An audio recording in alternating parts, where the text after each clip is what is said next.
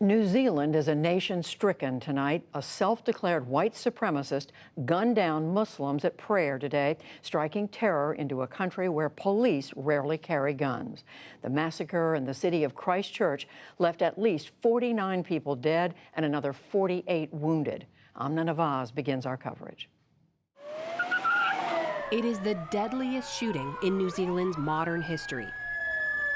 Prime Minister Jacinda Ardern addressed the nation hours after the horror unfolded. It is clear that this is one of New Zealand's darkest days.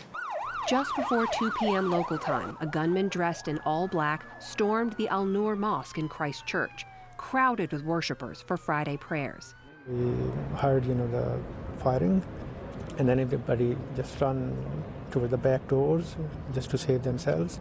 Mohammed Jama, former president of the mosque, saw the gunman enter the building. And he have helmet, and he have given the glasses, and he's a dress of the military, and he's a gun, machine gun. After 2 minutes, the gunman walked outside, shooting people on the sidewalk. He then went back into the mosque to continue shooting some of those already wounded. Ramzan Ali survived by hiding. I just lie down under the bench and I'm thinking that, if I get out, I'll get shot, so I'm just keeping my fingers crossed so I could be alive.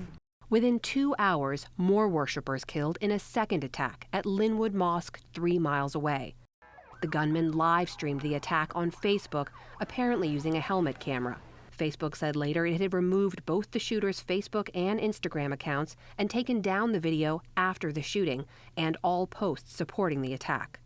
Police have charged 1 man with murder and detained 2 others for investigation. On social media, the apparent shooter identified himself as Brenton Tarrant, a 28-year-old Australian. He posted a 74-page manifesto calling himself an avowed racist and citing as inspiration both the white supremacist who killed 77 people in Norway in 2011 and the white supremacist who murdered 9 black parishioners at a Charleston, South Carolina church in 2015. He also mentioned President Donald Trump by name, calling him a, quote, symbol of renewed white identity. In Washington this afternoon, President Trump addressed the attack. These sacred places of worship were turned into scenes of evil killing. You've all been seeing what went on. It's a horrible, horrible thing. I told the Prime Minister that the United States is with them all the way. The massacre left New Zealand's small and close-knit Muslim community, around 50,000 people, reeling. Family friends that we've known for 19 years, dead. People who were there for my engagement, dead.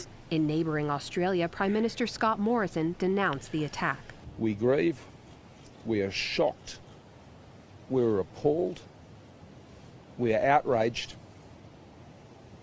and we stand here and condemn absolutely the attack that occurred today by an extremist, right-wing, violent terrorist. It is clear that this can now only be described as a terrorist attack. The mass shooting, New Zealand's first in more than 20 years, prompted unequivocal condemnation from the Prime Minister. There is no place in New Zealand for such acts of extreme and unprecedented violence, which it is clear this act was.